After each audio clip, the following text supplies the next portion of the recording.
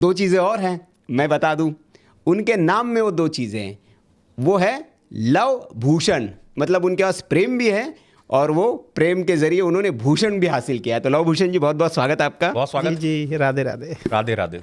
राधे राधे। सत्संग के मंच पर आपका स्वागत है। आज सत्संग करेंगे हम लोग जी। पहला प्रश्न मेरा लवभूषण जी आप ही से शुरू होता है जी। क्योंकि हमने आपके बारे में जब पढ़ा, जाना, सुना तो मैं बहुत विस्मत रह गया जी। एक बहुत बड़े बिल्डर थे आप, जितना मुझे करेक्ट करिएगा अगर मैं गलत हूँ, और आपका करोड़ों रुपए का साम्राज्य था, लेकिन अचानक कहते हैं कि कुछ जीवन में ऐसे घटित होता है आपके कि सब कुछ चला गया, आप कंगाल हो गए, एक तरह से सड़क पर आ गए, और उसके बाद इतना बुरा समय आया कि आपको एक गंभीर बीमारी, मतलब ईश्वर न करे किसी के जीवन में आए वो, उस गंभीर बीमारी कैंसर ने आपको घेरा, और इतनी विपदाओं के बाद आप उस विपदा से बाहर कैसे आए और आज तो आपका करोड़ों रुपए का साम्राज्य है।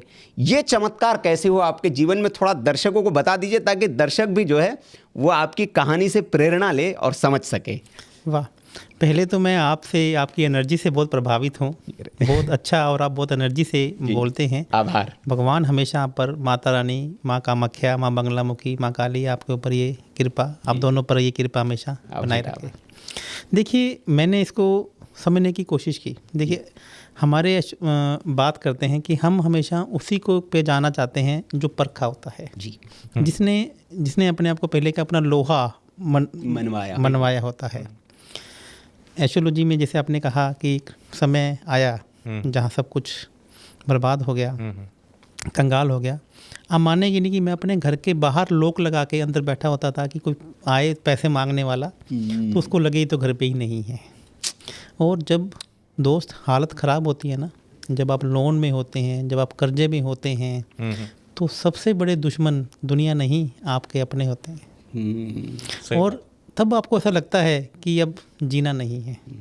अब किसके लिए?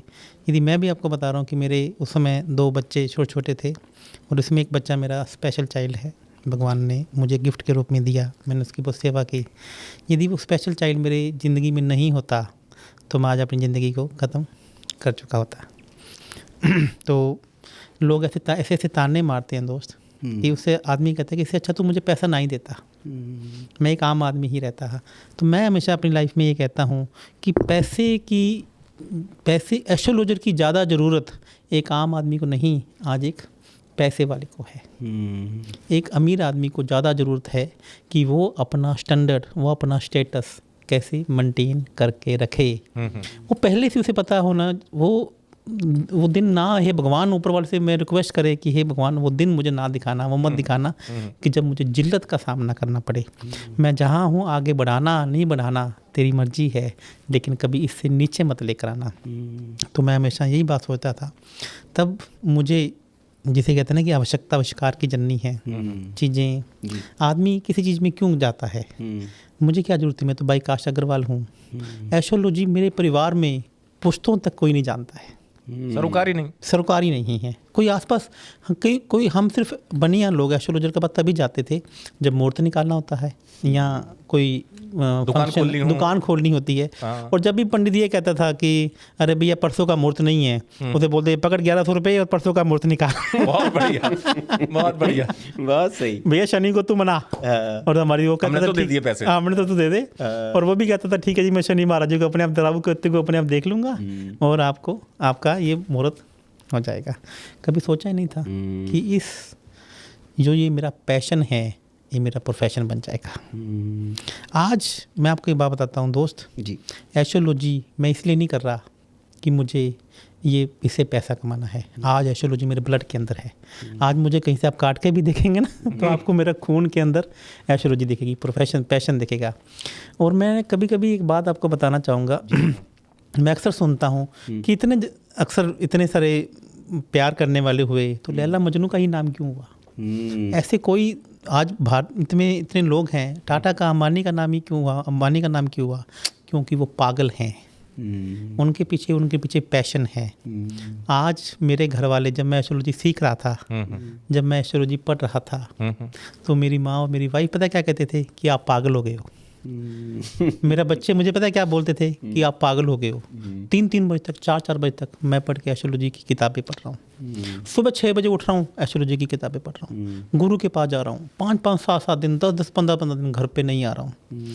और मुझे क्या बोलते थे कि भैया ये मेरे रिश्तेदार, मेरे दोस्त मुझे क्या बोलते थे, ये गया दिमाग, पागल हो गया, ये दिमाग लेकिन ये उस दौर की बात है ना कि भूषण जी, जब आप सब कुछ खो चुके थे, सब कुछ खो चुका था। तो और उस दौर में तो लोग इसलिए भी कमेंट करेंगे कि वैसे ही इनके पास कुछ नहीं बचा और ये अलग कहाँ पागलों की तरह कर रहे हैं, इसलिए कहते होंगे लोग ज्यादा। इसलिए जी जी, यही तो कि पागल। मुझे एक्चुअली में क्या हुआ कि जब मैंने मेरे पॉडकास्ट, बाकी में आपने भी सुना होगा, मेरी मदर मुझे एस्ट्रोलॉजर के पास लेके चली गई। हाँ। बहुत सारी वहाँ भीड़ थी। तो मैंने मेरा जब नंबर आया, कुंडली जब देखी, तो अब देखिए हम एक अच्छे बिजनेसमैन, एक अच्छे परिवार से थे, तो मुझे लगा कि यार कोई हम किसी डॉक्टर के पास जा रहे हैं तो बंद कमरे में बैठ के बात करेंगे। बिल्कुल।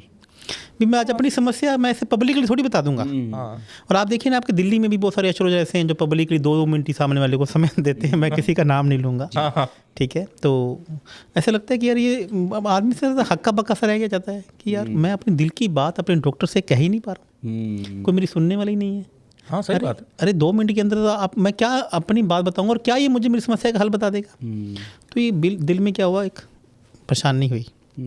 तो फिर मैंने इसको पढ़ना शुरू किया, जो मेरा एक्सपीरियंस अच्छा नहीं था एस्ट्रोलॉजी के बारे में, पढ़ना शुरू किया, चीज़ें करना शुरू की।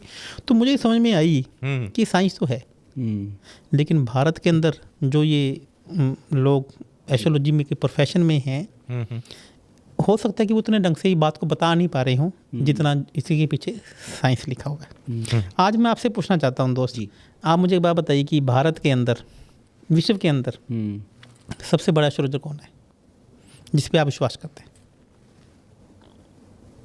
नाम हमारे दिमाग में आता ही नहीं है। नहीं आता। आप देखिए, आता है? नहीं जनरली एक नाम हमें नहीं पता लगता कि हाँ, आंखें बंद करके इस पे बात विश्वास किया जा सकता है। हाँ। और आपको मैं एक बात और बताऊं कि भारत के अंदर आज 3 लोग ही ज़्यादा यूट्यूब पे या सोशल मीडिया पे फेमस हैं। न्यूमरोलॉजिस्ट, जो भारत की साइंस ही नहीं है। लाल किताब, जो भारत की साइंस ही नहीं है।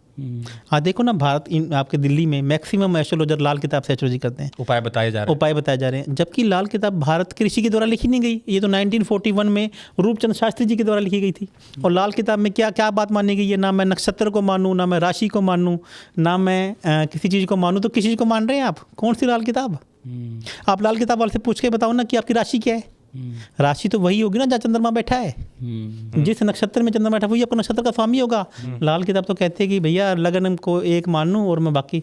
तो आप देखो ना, सारी की सारी दुनिया लाल किताब के पास जा रही है। यहाँ तीसरे वास्तु वाला, वो कहता है कि मैं चिंता मत कर, मैं तेरा सब कुछ ठीक कर दूंगा, तो वास्तु करा ले, कोई एस्ट्रोलॉजी की पास जाने की जरूरत नहीं है। दरवाजा ठीक कर लो, दरवाजा ठीक कर लो, ग्रह ठीक हो गए। अब मैं आपको एक बात बताता हूँ दोस्त, समझने की कोशिश कीजिए जी।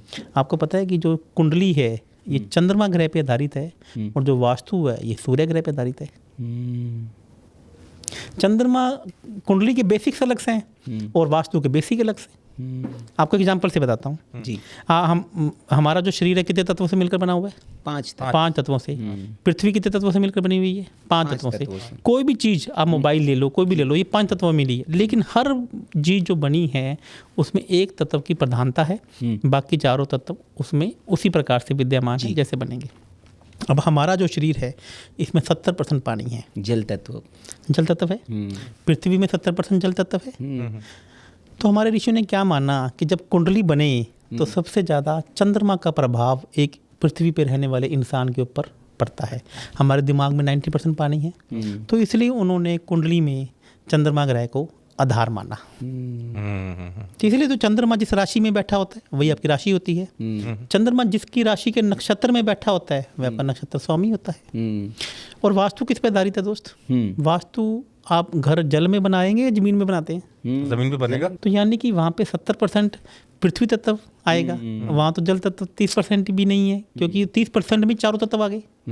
तो इसका मतलब है कि वास्तु सूर्य ग्रह पे आधारित है।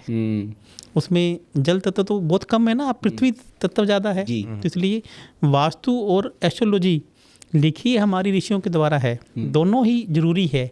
लेकिन कोई वास्तु करा के ये थोड़ी कह सकता है कि मैं तेरा सब कुछ ठीक करता हूँ। वास्तु भी जरूरी है, एस्ट्रोलॉजी भी जरूरी है, लेकिन दोनों के सिद्धांत बिल्कुल अलग अलग हैं।